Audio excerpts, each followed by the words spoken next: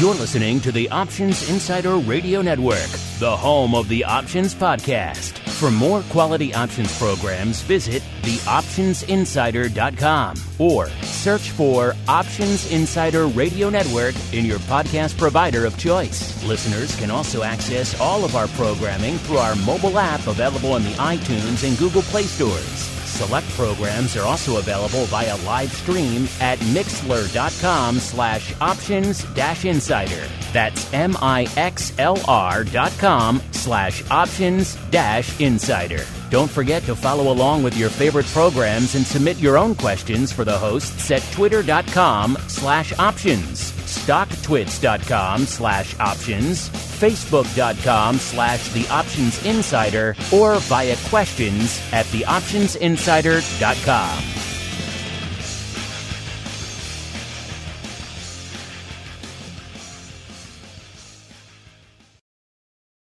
And now, it's time for the show that breaks down the options market. From unusual activity alerts to market analysis, strategy overviews, listener questions, and much more. If it involves puts and calls, then our all-star panel will break it down. It's time to hit the option block with your host, Mark Longo from the Options Insider Media Group, and co-hosts Uncle Mike TOSAW from RCM Asset Management, Andrew the Rock Lobster GIOVINAZZI from OptionPit.com, and Mark the Greasy Meatball Sebastian from OptionPit.com. And now, get ready to hit the option block. All right, everybody, that rockin' bit of tunage means it is time to rock out once again with the option block. Your favorite, at least I hope it's your favorite, bi-weekly source for all things options related. If you can find another bi-weekly options source, by all means, enjoy.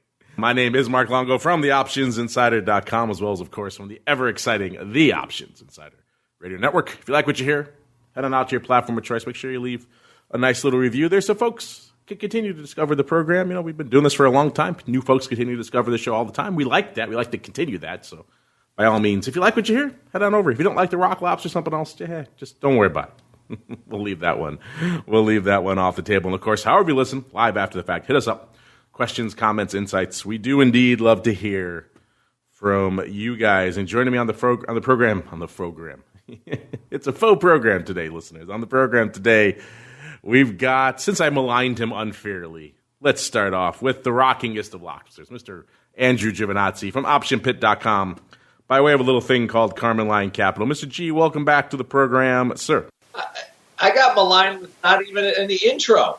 Like it was so fast. I had to recover from the shock. It was an early bit of malignage.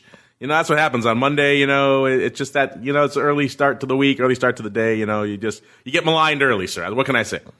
You got to throw it back. I mean, it's not like we don't have plenty to talk about today.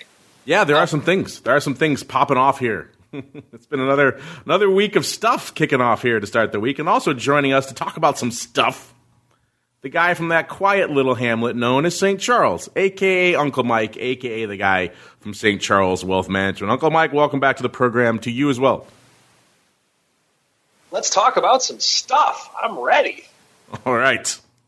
With the team ready and some stuff set to talk about, let's dive right on into the trading block. It's time to break down the latest topics, trades, and trends in the world of options. It's time for the trading block. All right, everybody, welcome to the trading block. This is indeed the portion of the program where we talk about what the heck is trading, what is going on, and kind of another weird start to the week. You know, last couple of weeks it's been, you know, will we start off roaring to the upside? Will we start off roaring to the downside? Are we scared about viruses? Are we optimistic for the future? Are we excited about earnings? Are we scared we're all going to die again? It's a back and forth type of thing here. The yo-yo of the market is in full effect these days. And the yo-yo is swinging back up today, listeners. Most of the major indices up firmly. NASDAQ leading the charge, roaring out of the gate up 1.5%, propelled, really. Most likely a little bit of a lift coming from the old Teslas. Just saying this out loud this this stock price, it's just it's hard to say with a straight face. With $755, up $104. So for those paying attention, those playing the home game, we are now $330 north, past the level where Musk said he was going to take it private. Oh, what a deal that would have been at $420 now. So yes, we are almost a full Tesla beyond it. Tesla hovered around 300 to 350 for so long, listeners, and now 750. It's hard to even look at that and not just scratch your chin and say, But that excitement, that euphoria seems to be carrying the broad market. S&P, kind of the Goldilocks, up a mere 0.9%. And the Dow, ever the laggard. All that old world economy, no fun from them. They're only up about 0.2%. Excuse me. No, it isn't up, of course, is our old friend VIX Cash. It's off about a handle, puts it at about 17.90. That actually puts it up from our last show, up about 2/3 of a handle from our last show. We were around 17 and a third or so out there last show. VVIX also kind of unched. So, VIX is kind of staying where it is. Volatility kind of staying where it is. VVIX kind of unched right around a 101.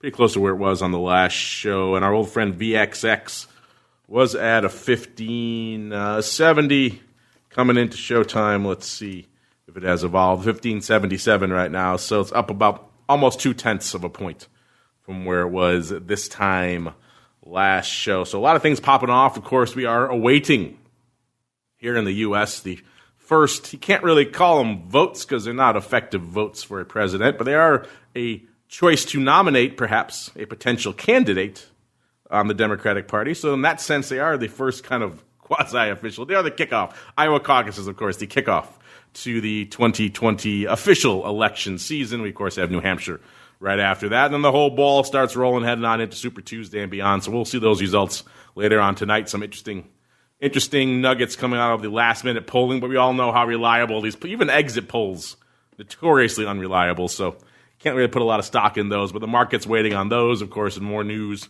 coming out of Asia as well about the coronavirus. So it's kind of a pick your poison type of day. Today the market is deciding it likes the good, tasty upside poison, and that's what we're all enjoying this morning. Mr. Rock Lobster, since I'm unfairly maligned, Joe, I'll let you go first. This is not your kind of market. This is more of an Uncle Mike type of market. What do you make of this just joy and enthusiasm in spite of pandemic fears? Think this is just a post-Super Bowl enthusiasm? Well,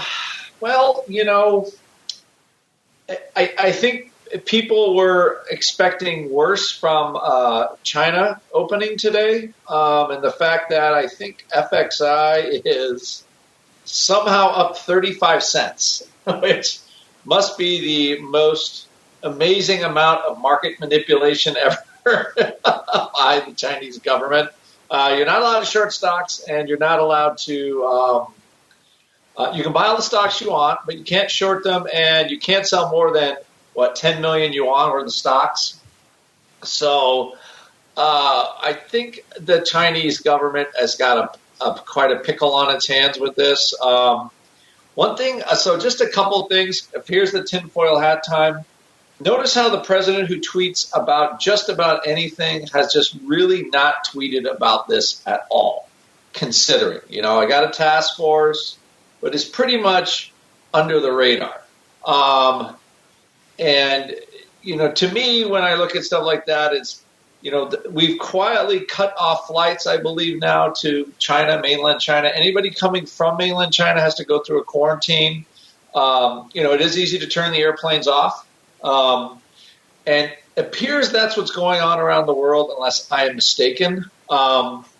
So I find that it's quietly happening. It's not loudly happening, right? We had the WHO last week. So, if it was loud and Trump wasn't leading it with Twitter, I would see something different.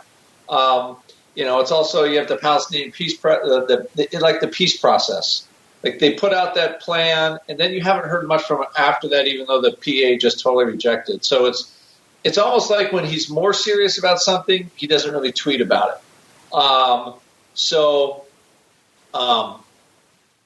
So I would say is when you're looking at this, the market has had a relief rally, I think, because somehow China managed the day. But we were up quite a bit more this morning than we are right now. So, I had a little vol back spread on. I actually closed the VXX puts this morning. We didn't get the move up. So I closed the VXX puts this morning. And because in order for, I think, this to be what I would call over, we need lower VIX number. Like VIX at 18, I don't know much has happened. We're kind of quietly giving back the rally slowly but surely. I would agree with TOSAW that if you are if you want somebody that wants to buy stock long term, you put in some orders far below the market and you never know what you could get. I think that there's a lot. I believe there's still a lot like under the sheets that we have not seen. I think the speed at which sovereign governments are shutting off airline flights is significant, and they're not really talking about it too much. So either somebody had a boo-boo in Wuhan, a big one, something got released, maybe and something engineered. I don't know. But it seems to be while the virus is not. It's deadly for some of the people who have gotten it. It's not as deadly as other things, but it sure spreads pretty fast. So I don't know. I still think there's some unanswered questions on all of this, and I haven't seen any answers yet. And usually my impression is the market hates uncertainty. So as long as we could have very volatile swings, but until there's more answers forthcoming, I think we're going to see more of the same. Ball ice. A lot of big swings. VIX, we still haven't hit 20 yet. I think that's significant as well. So there's still, I think the undercurrent to the U.S. rally is still it's pretty strong. But this is certainly, it's an unpredicted fly in the ointment type thing. And no pun intended, but it hasn't gone away quite yet. And I don't know when it will. It just it hasn't yet, and I don't expect it to this week, to be quite frank. So we'll just see what happens. But I think you'll see more things. I think you'll see mainland China cut off more, and especially with airplane flights, until they get a handle on all this. And that's, I think, I still think it will overshadow quite a bit. And we have Iowa caucuses tomorrow, obviously, but. And then we'll see from there. I'm curious to see what the resident bull has to say about all this. He's buying. He's buying what you're selling, sir. That's kind of the dynamic here at work on the show. And your buddy, Mr. Trump, he wasn't tweeting about the virus. He was too busy tweeting about the wrong state for the Super Bowl champions. Though I think in his defense, I think if you polled people, I'd say probably half of the people thought these were the Kansas Chiefs and not the Kansas City, Missouri Chiefs. It is when you have the same town, two different states right across from each other. It's kind of a little, I think, easily misunderstood. I think a lot of people out there who are mocking him probably had the same thought. But I digress here. Let's keep on rolling. Uncle Mike, it is kind of an Uncle Mike type of market today. Everything's up. We've forgotten all of the past fears that made us cower under our beds last week, sir. Everything's bright and cheery again. So what is on your radar in this Uncle Mike type of day? Everything is awesome. It's just that good of a thing now. I agree with Andrew in that we still have a lot more questions to be answered with everything that's going on with China for the beer virus that's going on. And I think that with the higher VIX, there is opportunities to be had, even for me being the bull. One of the things that I did, and I'm going to talk a little bit about this more in the strategy block, is that I have shifted a little bit more to put spread selling as opposed to call buying. Although, don't get me wrong, I'm doing them both right now. But I think that if you are looking to sell premium and take advantage of higher premiums or getting to sell premium further away from where the underlying is, I'm speaking to the bulls out there, of course, if that's the case, you got to be very careful in that you can get your face ripped off at any point in time with high vol. The old adage of vol's high, it's high for a reason is very true. So at this stage, what I've adjusted to is, what I will be doing going forward, and I kind of started today a little bit with some things, is that I want to be more of a premium seller as opposed to a premium buyer right now, just because of the fact that you're getting some decent premiums for puts that are fairly far out of the money.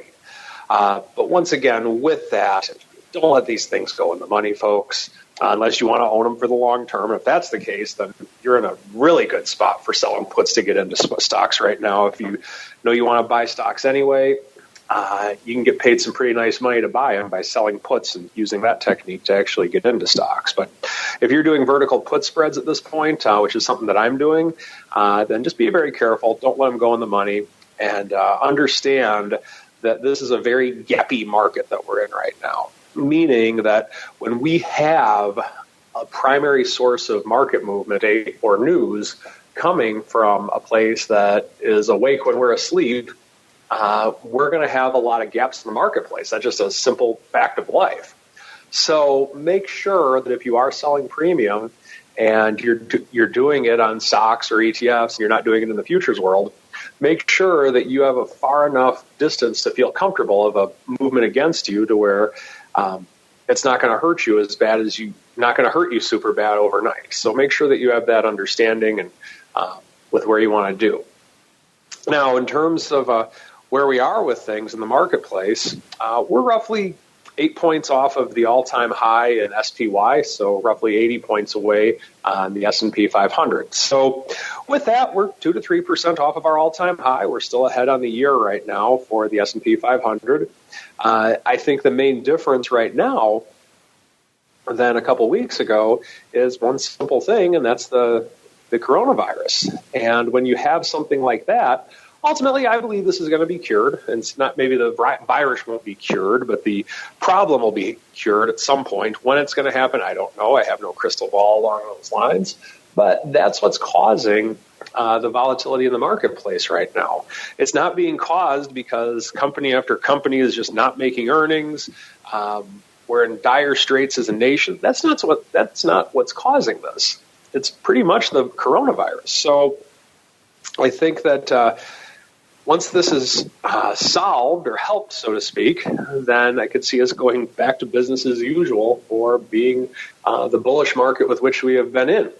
The other things that are going on, the impeachment trial with the witnesses not going to go on the stand, it really wasn't a big deal before. Now it's really no big deal to the marketplace. And then combine that with the fact that we're still having problems over in the Middle East, as we always do. I know I probably could have said those exact words on this show any time between now and even 50 years ago, for that matter. But we have those things that are going on, and we're still really, really close to all-time highs in this marketplace. So it's because of that I ultimately am still bullish, but I've said on the show many times, long-term bullish, short-term cautious. Folks, please, please, please, please, please, please be cautious in a market like this to all of my bull crazies out there to kind of modify / steal a term from Mark Longo.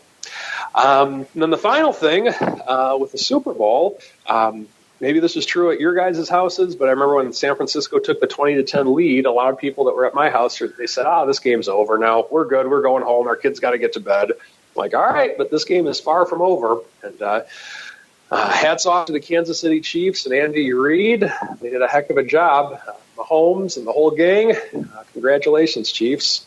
Yes, Andy Reid, a.k.a. Wilford Brimley of Cocoon fame, tearing it up, getting his first Super Bowl victory. And you're right, it wasn't the most rock'em sock'em robots game until kind of the end there when we started seeing some leads changing hands and a little bit of a comeback, which the Chiefs have been known to do on occasion. Out there. Speaking of what things are being done out there, let's see what kind of options volumes being traded on this kind of upside surprise type of day. We're seeing VIX up. I should say VIX doing decent paper today, not a ton, but decent numbers. The ADV obviously has crept up since the last time we chatted. There's been some active days. If you listen to Volatility Views, we broke some of that down for you. The ADV creeping back up close to 500K, right around 489 right now. And today's number is right around 340,000 as of a few minutes ago. SPY closing in on 2 million, about 1.85 million on the tape. The ADV a little bit north of 3, about 3.2 million.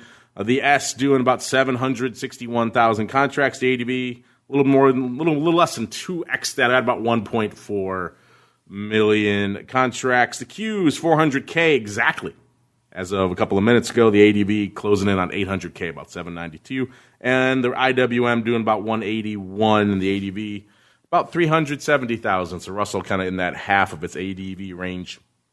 You can probably guess what the heck our number one is on the top individual names. The rest of them, though, will be a bit of a mystery for you. Number 10 cost you $1.38 in terms of contracts to break into the top 10 today. That gets you all the way to Luckin Coffee. Another Chinese name that's been on our radar quite a bit of late, and it's at number 10 today, 138,000 contracts. Number 9, Facebook. I don't think there's any crazy bad headlines for Facebook today, but it hasn't been the best run for them. Still at 139,000 contracts. Number 8, good old NEO. Bit of a theme here. 149,000 contracts. Number 7, Gilead, the pharmaceuticals. 165,000 contracts. Number 6, good old Microsoft. $1.72 on the tape. Number 5, Disney. 177. Number 4, Baba. Another name from that coronavirus-affected region. 208,000 contracts. Number 3, AMD. AMD crawling up there. 272,000 contracts. It's pretty robust paper for AMD. Number 2, this would normally be enough to blow the doors off anything else in our list. This is our old friend Apple. Yes, they're actually making money again today, even though people are off a little bit today. And but still, 612,000 contracts on the tape. Some people posing the question, they're one of their major centers for Foxconn for iPhone iPhone creation. Really is kind of smack dab in the center of this whole coronavirus outbreak. So how will that impact iPhone production and things going forward? I haven't really heard a lot of that. We know they're closing their retail stores and things, but they haven't mentioned the manufacturing side too much, and obviously that's an important one, so maybe some folks looking at that. Either way, 612,000 contracts. That would usually be enough for number 1 by an order of magnitude, but not today, listeners. No. It's your old friend, the name you love or love to hate. It's Tesla. 832,000 contracts. It's pretty much the bottom half of our top 10 combined. It's just a ton of paper. Of course, the move is outlandish, so you expect some outlandish options paper as a result. 62% of that on the call side. That's not surprising, given the fact that it's up. Oh, yes, 100 handles. Did I say that earlier in the show? I'm kind of curious. Let's go out to Tesla land and see what the heck is actually trading out there. This is about par for the course. You'd think you're trading right around 700. I don't know, maybe the front month around 700 calls will be the number 1 print. Nah, that's far too predictable, far too banal for Tesla. No. It's the June 2021 560 puts going up for $75 and a quarter, 2,000 times tied to stock. Mr. Rock Lobster, is that what you expected for the number 1 big print in Tesla today, sir? No, it doesn't surprise me a bit. I think if someone is a Tesla bear, then there might be a lot of reason to get in and buy the puts, because this is the opportunity. It's going to come back to normal at any second right now. So not surprising to me at all. I think we have Uncle Mike. He's already here. I think we have the Rock Lobster back. Mr. Rock Lobster, are you alive, sir? I am. Just freaking Skype. You're sending me some weird cryptic Morse codes. I'm not sure what to make of that. I thought you were trying to say SOS, come help me. Yeah. Throw me a lifeline. It was just not the pleasant. clam pirates have gotten me. Yes. They took my clams and they killed me and they slit my throat at the same time.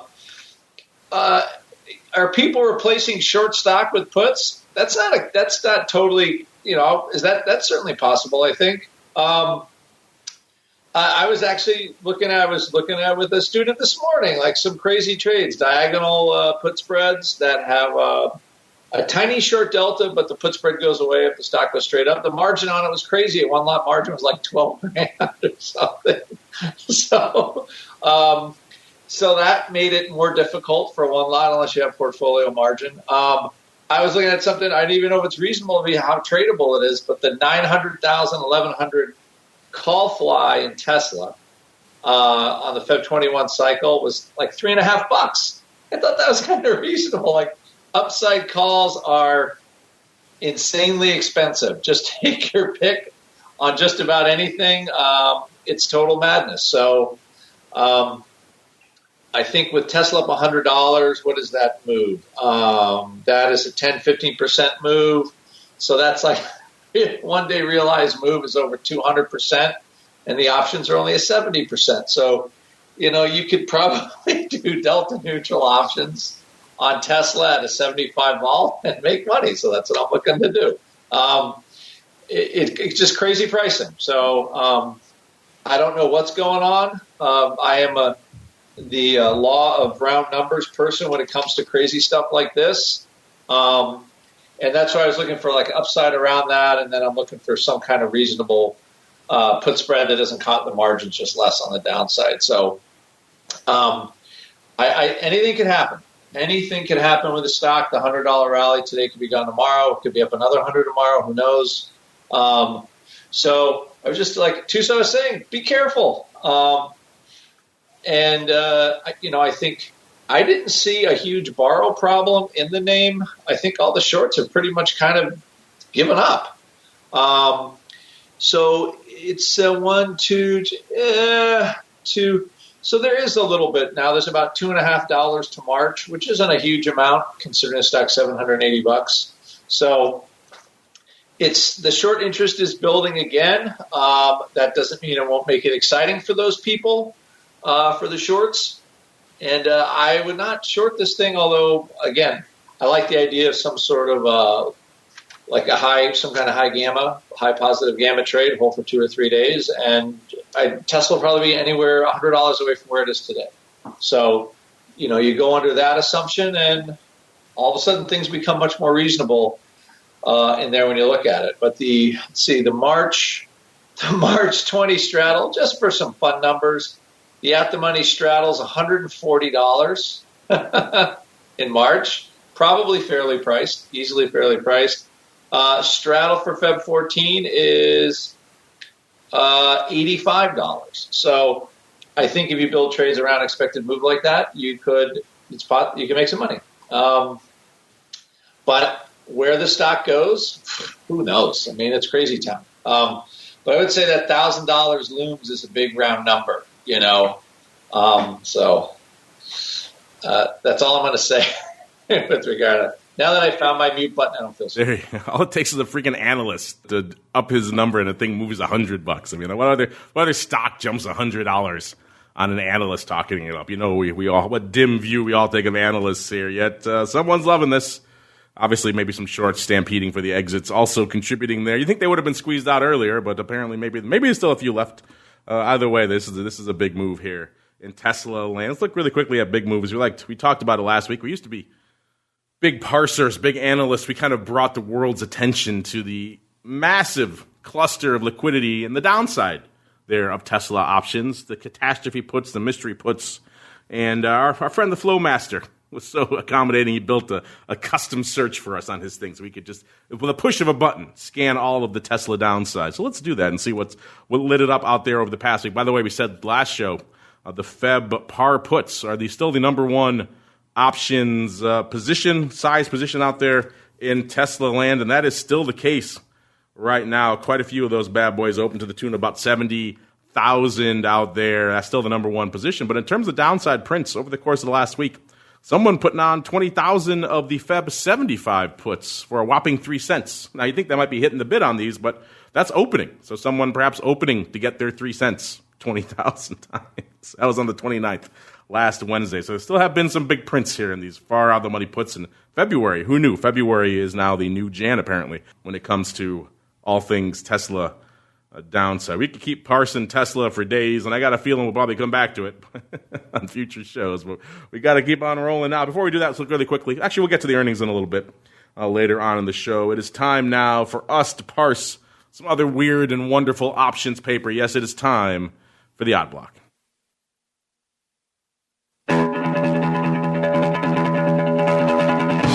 It's time to break down the most interesting, unusual, and downright questionable options activity that's been identified by theoptionsinsider.com. It's time for the Odd Block.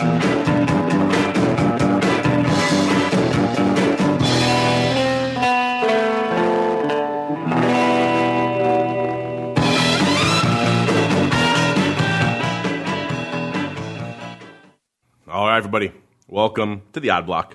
This is the portion of the show where we get weird, we get wild, even weirder and wilder than what Tesla has today. If you remember last show, listeners, we talked about some very weird, very last-minute options paper going up right before expiration. Thought we'd kick these off. Let's not keep them sitting in our hopper too long. Let's pay these off right now. So let's kick these off here, going back all the way to last show, Mr. Rock Lobster. So hopefully your memory can go back that far, if you can find a way to unmute yourself over there. Let's kick these off. We talked about some call paper going up in Mo, a.k.a. Altria Group, a.k.a. the former Philip Morris. Doesn't Altria sound so much more euphemistic than Philip Morris? Either way, they were coming into, I'll leave where the stock is for a minute. Again, that's a bit of a spoiler. We'll go in first on what we talked about last show, which were the Jan 48s. These were the calls expiring on the 31st. These were in the weekly. So expiring on Friday, they went up for 32.1 cents, 9,158 times. This is someone crushing below the bid. As the day went on, more went into the total of about 3,000 more. Total of about 12,000 went up on the day. So it seemed like someone had an axe to grind to really crush the heck out of these Mo calls. And we said, that was obviously, if it was by itself, it was a very risky proposition, probably done against some stock. Either way, though, we wanted to see how this one fared. And it looks like it got a little dicey for this guy on earnings day. The stock took a bit of a lift. At the time, when that print went up the day before, the stock was at about 47.89. It rallied all the way up to 48.26 on earnings day. So this guy was probably sweating a little bit. He was through his 48 strike and getting close to the value of those calls before the stock finally turned around and moved in this guy's favor. And it closed at about 47.5. Looks like a decent chunk of these traded on Friday as well, about 6,000 total. So roughly half of the OI, which is kind of interesting. Prices ranging from about a dime to all the way up to 77 cents. Most of these coming in and hitting the bid, which is also kind of interesting because if this guy was already short a ton of them, why is he crushing the bid again? Is he getting short more on the final day there? It doesn't seem like it, but either way, if he bought these things and he took off half of them at prices all the way up to 77 cents, then he probably did all right. Probably kind of scratched his net premium. Didn't take all of them off, obviously, so he let 6,000 go the way of the dodo. He probably kind of scratched somewhere in that level. If he was trying to harvest more, then you got a little extra premium in his bucket there against his stock, which continued to erode all the way down to 47.5. This is kind of a bit of a weird one, Mr. Rock Lobster, and that's the first print was so aggressive, kind of just crushing the stock on below the bid, or excuse me, the options below the bid. So it's always kind of interesting to see. Either way, interesting stuff. Mr. Rock Lobster, where do you fall? What do you think our friend was doing? You think he actually maybe scooped these for a great buy, which would have been impressive on that first print, and he was dumping them out to try to lock in some money, in which case he only got about half of them off? Do you think it was other paper going up around, trying to do some earnings dance around pinning names, which we do see on earnings times? Do you think he was trying to harvest some more towards the end of the day, sir? I'm just happy I'm not muting again, because the whole button just went. Skype, all the buttons disappeared. Anyway, I don't see. I guess we have seen strange things. I just don't see how this person bought these options. Like, how do they trade 2 cents below the bid and the customer's not I just don't see how that happens, even in these odd electronic times. So I'm just assuming that, if you're buying these things and they double in price and you don't sell them all, that would be a surprise. If you're selling these things and then the rally fizzled and you have it covered with stock, that makes more sense. So I'm just thinking that, it looks like they're going to go out worthless, and the person is going to take the trader is going to take a bit of a win on this one. That's what it feels like, at least as for first blush right now. Let's say it does feel that way. It is good to speak to you as well, as opposed to the weird Morse code you were sending me before. All right, let's move on to the next one. This is, as I was corrected on last show by our keen-eared listeners, not Jobble, even though that's how it looks. It's apparently pronounced J-Bill. and apparently it's a tech name out here. Let's see. This is ticker symbol JBL, even though their description says a worldwide manufacturing services company, but we'll leave that aside for now. At the time last show, we saw, again, end of month Jan, this time the 40 puts going up for 32.5 cents, hearkening back to the old days of eighths and teenies. 5,500 times, a total of about 6,500 traded on the day. So these are 40 puts, so obviously we're fixating on that 40 strike. Mr. Rocklopster at the time, I believe, thought this was a guy kind of specking to the downside and just scooping some puts. If that was the case, he got what he wanted because the stock turned towards after when this print went up, the stock was almost exactly $40. It was $39.98, and the stock closed about $1 and change shy of that, $38.89 on expiration. So it moved in his favor pretty dramatically. The weird part about this is if this was a guy specking, he clearly wanted to. Well, I don't think it was a guy spec. I think it was a guy who wanted to get short, or he wanted to dump some stock, because that's pretty much what ended up happening with this guy, because really no puts traded on Friday, a grand total of 20 traded. So all of these puts went out in the money. So this guy, if he didn't want to get short or dump some stock, that's exactly what he did. So I think it leans towards someone probably had a little bit of stock and decided, hey, if this thing really turns south. It's a weird use case to see very near-term puts with stock. That is kind of weird, which maybe could lean towards the speculative cap.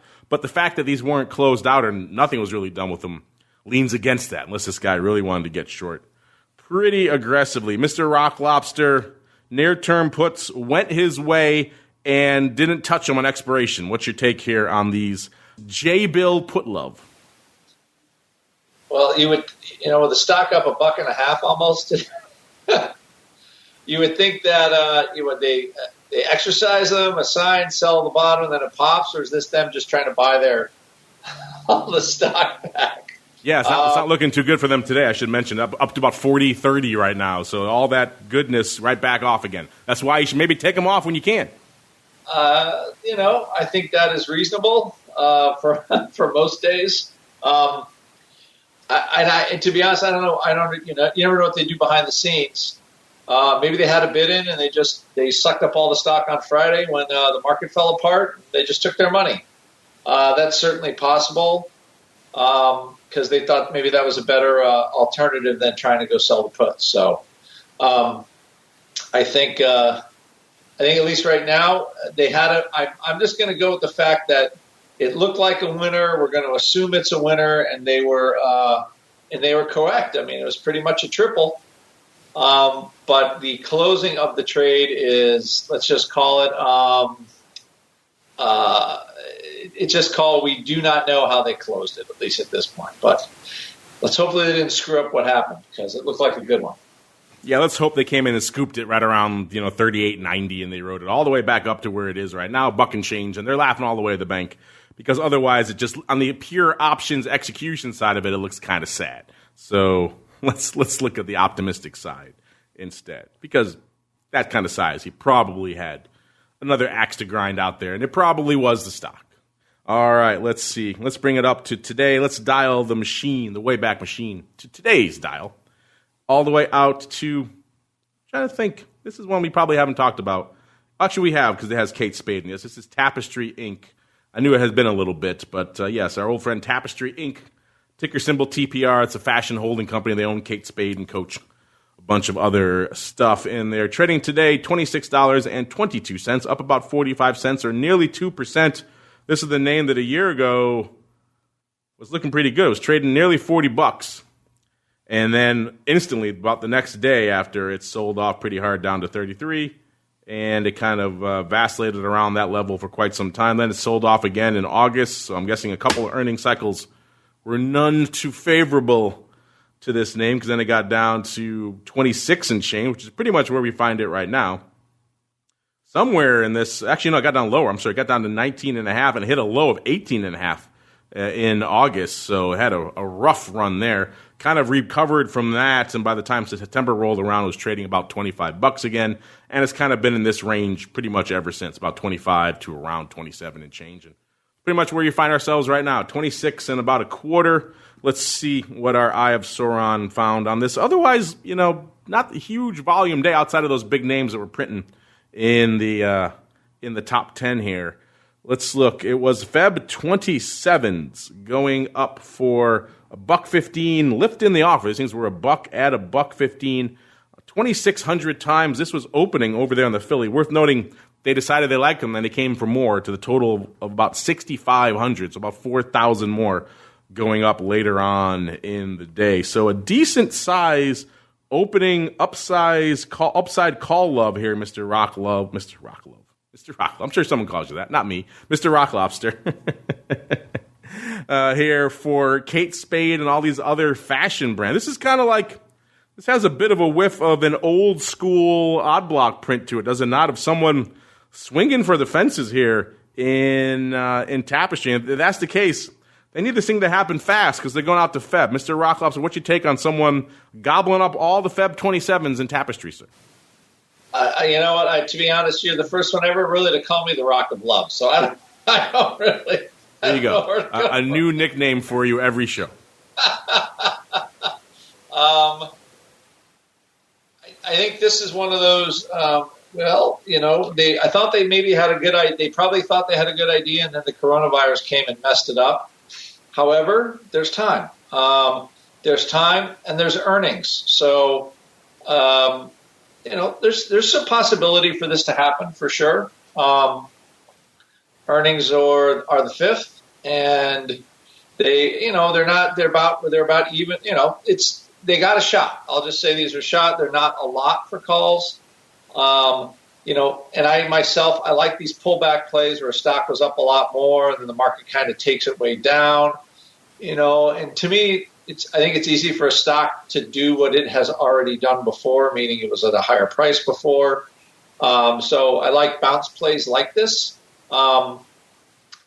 Anyway, so that's where the whole I think where the trade sits. But it's certainly it's a reasonable price, and the stock looks like it moves at least a couple of bucks on earnings. In the past, it has. So it does have some good gaps and sell-offs. So it is a reasonable spec on an earnings trade. Let's leave it there. It's a reasonable spec on earnings. Yeah, got some earnings kick. This thing has proven that it can move on earnings. Usually it's to the downside of late. Maybe this can buck the trend. That's what our friend here is betting. And we'll keep an eye on this. We'll put this back in the to-be-watched category. So we pay off 2, we add 1 in. Give 1 inch, we get more back. You can never clean out this category. It's constantly full, but we like doing it for you guys. So we'll keep an eye on our friend here in Tapestry as we keep on rolling and turn our Eye of Sauron to Uncle Mike and see what he has in store for us. It is time for the strategy block. It's time to dispense options, wit, wisdom, and education. It's time for the strategy block. All right, Uncle Mike, you kind of alluded to it at the top of the show, talking about some puts and put spreads and maybe using those as an alternative entry point for getting into some long equities, sir. So have at it, sir. What do you have in store for us, sir? Well, I kind of want to do a little bit of a hodgepodge today for the strategy block. The first thing that I want to emphasize today is, and I want to talk about 2 things. Number 1, weekend and overnight protection. And then number 2, I want to talk about using higher volatility to get into longer-term plays. So the first thing that I want to talk about, the fact that I'm becoming a little bit more of a premium seller right now than premium buyer due to higher volatility, is weekend and overnight protection. Folks, I cannot emphasize this one enough. The last thing that you want is to wake up one morning and all of a sudden see a put spread that you sold totally in the money. It's not a pleasant feeling. Trust me on that one. I've had it happen, although it hasn't happened in many, many, many, many years because I'm so paranoid about overnight and weekend protection. Not to say that it still can't happen, but it's not something you want to experience. So on this, in markets like this, one of the benefits is selling premium. The first part I want to talk about is selling levered premium, such as a put spread, meaning that this is your aggressive trading section of your portfolio, and you want to take advantage of being able to do one of 2 things. One, either getting higher premium on a put spread at levels that you like selling it at than you normally would, or two, being able to get the amount of premium that you typically get, but being able to sell it at a strike price further away from where the current underlying is. So when doing that, what I recommend when we're in higher volatility environments, and number one, the only way that an environment is considered higher volatility is if you believe it's higher volatility. I can say vol's high, Andrew and Mark can say that vol's high, but if you believe that vol's low, then you need to play it as if it's low. Doesn't mean you're going to be right, doesn't mean we're going to be right, but by higher volatility, the reason I'm bringing this up is oftentimes people say, oh, well, if the VIX is closer to 20, then that means it's high. Well, not necessarily. You've heard me tell my story on my show about how when the VIX was at 40, everybody thought it was high, and then it went to 80. So you never know.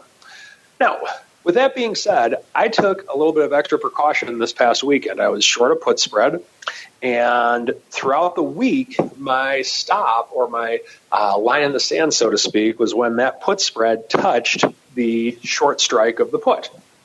Or the short put strike price. Had everything locked in on my trading screen, and everything was all set to go should the market touch that. But over the weekend, it was getting a little bit too close for comfort for me for a weekend risk. And quite frankly, it probably would have been the same too close for comfort if it was an overnight risk. During the day, I'm okay with that. But the reason is that had we gapped, I could have easily gone, and by gap meaning gap down, I would have gone significantly in the money on that short put spread. And so I did not want to take on that risk over a weekend when all the things that we have going on in the world. It doesn't make sense from a risk-reward standpoint. So what I did was I rolled down the put spread going into the weekend. And I paid money to do it. I kept it at the same expiration. Now there's a big debate over should you roll down and out, should you roll down, should you just get out, topic for another day. But what I did, and I've done all and will continue to do all three of those, by the way, depending on the situation. But in this case, I rolled down the put spread to a lower set of strikes to where we would have had to have had a huge gap down over the weekend for my put spread to be in the money. Now, with that, does that mean that it's impossible? No. I took on that risk, but I mitigated a lot by rolling down the put spread, and it cost me money to do it. Now, come Monday morning, I still really hadn't changed my sentiment. I think we're pretty stable at these levels, but I'm just trying to be cautious. So what I did this morning is I rolled the put spread back up to where it was going into the weekend. Now, in doing this, it cost me a dime. And obviously, if God were to tell me that the market's going to go higher, gap slightly higher over the weekend, I wouldn't have done it. But unfortunately, God doesn't give me trading advice directly anyway. And so I think that was money well spent because I was able to rest easier over the weekend, knowing that, yeah, there's a possibility, but the market's going to have to go down. And I'm not using exact numbers just because my compliance does not like me to. But I knew that the market has to go down very significantly for that to be touched. And if that's the case, then there's going to be a lot more buying opportunities come Monday. So that's why I did that. And I was cautious along those lines. And that's something that I'd recommend that you do as well. Maybe make your line in the sand a little bit tighter when it comes to overnight and weekend risk, especially. Now, the second thing that I want to talk about is selling premium or selling puts to get into stocks and how it can be beneficial at this state in this type of market. Now, if there's stocks that you like that maybe you've been following and they're down in value and you're looking to get into those stocks, then by all means, you can sell a put to get into them. We've talked about this on the show many times, to where you can sell the put option, and if the stock goes below the strike price on expiration, you get it put to you, you own the stock, you got paid to buy the stock. Very exciting thing. Only in America can a concept like that do well, or in other countries that trade options. Ha! So with that, that's another thing with which you can do. But the difference between doing that and doing what I'm describing is you're not leveraged when you're doing when you're just selling a put to buy stock. You're looking to hold the stock for a longer period of time. You're not buying on margin. You're looking to have exposure to this stock, for better or for worse, for months and years to come, let's say. So in that case, what I was describing might not necessarily have that much of effect. If we have a gap down over the weekend, oh, cool, it'll come closer to my short put, then maybe I'll get it put to me next week or whatever the case may be. And I'm happy because I want to get into this stock anyway and get paid to do it. So in that instance, it's not quite as important as it is if you are levered, meaning if you know that you're going to take a significant hit to your portfolio if this trade goes against you. Well, number one, you have too much money in that specific trade. But number two, make sure that you manage risk a little bit tighter, even if it is a smaller trade. So that is the strategy block for today. And happy belated Groundhog Day to everybody. Yes, the best Super Bowl commercial by far was that reprise of Valentine's Day, of Groundhog's Day. A great movie, great little commercial there. That certainly brought a smile to my face. As we keep on rolling into our final segment, it's time to go around the block. It's time to tell you what we'll be watching on our trading screens until the next episode. It's time for Around the Block. All right, we don't have time for a mail block today. It looks like a lot of you guys have Tesla on the brain. We'll just squeeze a couple of your comments in here really quickly. Jeff Thayer 6 saying, Tesla, don't go up anymore. Laugh out loud. He says, $1 bids I just sold for $4.35. Well, it sounds like you should be a happy guy. You should want it to go up more, Jeff. I don't know what you bought, but you just quadrupled your money, so sounds like things are pretty good. You should be far happier in your tweet than you sound. So sounds like you're on the right side of this $100 move.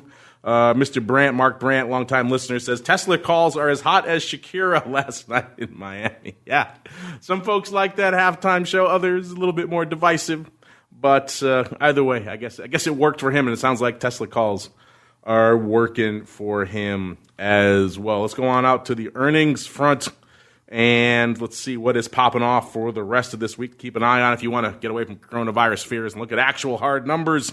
Today, we got the Googles, a.k.a. Alphabet, after the bell. Tomorrow, we've got Disney, Sony, Allstate, Ford, a little bit of Chipotle, the former stealth Apple, not so stealthy anymore, and even Snap.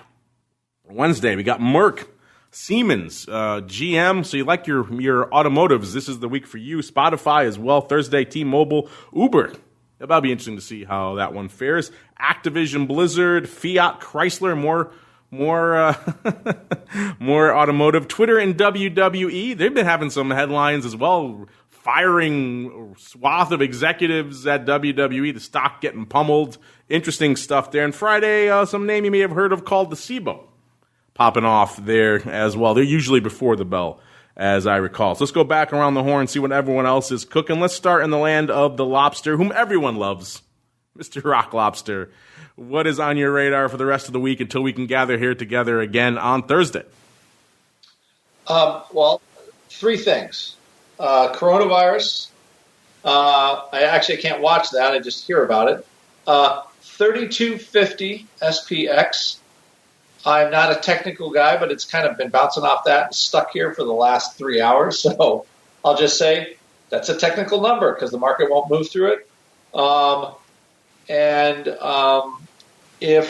If we close VIX unchanged into the close today, and maybe the vol futures kind of retrace where they closed on Friday, because again, I think this is all event-driven market. It does feel like the underlying economy is pretty good. So in the market, I think, has been very resilient in the face of what's been going on. We're only down, like 3% or something, barely. So the underlying strength is there. It's just how we get by this, and hopefully this coronavirus thing just goes away. Like, okay, we can solve it, and they come up with some vaccines in a couple months. And I think there will be repercussions down the road. That's my tinfoil hat thing. But as for right now, that is the thing to get past. And then if I didn't say it, Tesla, because now I want to buy some put flies in it because they're cheap, and I think I can. I like the risk reward on them. So anyway, I have nothing in it yet, but as soon as this show's over, I'm going to give it a whirl. So anyway, that's all I got. That's what I got for the week. Yeah, if you're gonna go play in a crazy high flyer like Tesla, you gotta fly it off in some capacity. Take advantage of what the market's giving you. Don't just go swinging for the fences and buying out of the money calls or out of the money puts, or God forbid selling them just naked. Have a little bit more savvy than that. Unless you're like our friend Jeff there, who clearly is knocking it out of the park, then I guess it's working for him. Mr. Uncle Mike, sir, what is on your radar for the rest of the week until we get back together here on Thursday? Well, I want to see what happens with this coronavirus and seeing where we are with the S&P. I mean, we're closer to, yes, Andrew had mentioned 3250, but we're also close to the open of the year. So I think that's also a pretty important level as well. So wanting to see where we are with that and continuing to watch. Make sure we don't have any surprises with the impeachment, and also watching these Iowa caucus things tonight. I'm curious to see if they have any effect on the market at all, if the market feels risk of a non-capitalist type getting elected, or if the market doesn't care, the market wants it. Whatever the case may be, watching to see if that has any effect on it at all. All right, everybody. That music means we've come to the end of this portion of the journey. But don't worry, if you want more, we got more in store for you. So we'll be hitting all that in a little bit. By the way, my producer is reminding me I need to plug the Options Industry Conference coming up in a few months here. April 22nd to 24th. It's going to be at the Wyndham Rio Mar in scenic and sunny and potentially earthquake-swarmy Puerto Rico. So I want to remind you, early bird registration ends February 7th. Now, this is not for the retail folks out there. This is for folks of you know who you are, out there in the business, want to get together with other folks in the business, talk them their options. This is the place for you. I'll be there. We do a lot of our shows from there, a lot of our content from there. Usually they drag me onto a panel or two out there as well. So we shall see. But either way, February 7th, early bird rate goes away. So check it out. Options Industry Conference is the place to go. I think they just have Options Conference now as well with the URL. So you kick the tires and light the... Don't be scared of Puerto Rico. It's going to be a fun time. We're going to head on all out there. So April 22nd to 24th. Check it out, optionsconference.com. Let's go around the horn and see what everybody else is cooking. Let's start with the Rock Lobster, sir. If I'm intrigued, I want to learn coronavirus, maybe how I could fly off in Tesla. Where should I go? What should I do, sir? You go to optionpit.com. You go to my ball trading club. We haven't made hats yet, but they're going to be cool. Also, and then I think Mark and I are doing a 3-hour educational webinar volatility for all our sharp bets people. That will be Wednesday. And look for an event from us coming in, I would say, early March on volatility and how to trade vol and have a relatively easy to follow system. It requires some work, not a ton of work, but it's something you can follow and actually get your nose in tune to what's going on with vol. So stay tuned for that from us as well. Trace hours. Well, there you go. Check it out. Sign up for yourself. Sign up for the Vol Club while you're there. Get the schnazzy jacket. Learn the secret handshake. Optionpit.com is the place to go. Mr. Uncle Mike, sir, I don't know if you have a club or jackets, but you got that cool fox I can click on. If I want to go do that, where should I go? What should I do, sir? stcharleswealth.com. Click on the fox and watch nothing happen. But if you are interested in perhaps having me manage some and or all of your money, whether it's very aggressive or very conservative, this is options. We can do whatever we want. Feel free to contact me. You can find my information at stcharleswealth.com. There you go. Hit the man up, stcharleswealth.com. One of these days, we'll get him to make his fox do something cool. We'll get his compliance to allow him to make the fox be as awesome as you want it to be. In the meantime, stcharleswealth.com is the place to go. Speaking of meantime, if I said you want more in your ear holes, well, no, just sit back and relax. If you're listening live, we'll pump in some good stuff. You guys like earnings? You like volatility? We got the keeper of all such things joining me on the Advisors Options. We'll pump that in there for you. I'll talk about some pandemic volatility, some good strategies you as an asset manager or perhaps your advisors should know. And if not, we're going to point them to this episode. So that'll be in there over the course of the next hour. We'll be back in pretty much exactly an hour to break down all the crazy volatility and movement and trading and unusual activity in the world of crypto options. So stay tuned for that. Otherwise, we'll see you back here throughout the rest of the week for all of our shows, and then back here for this show in particular on Thursday for more of the Option Block.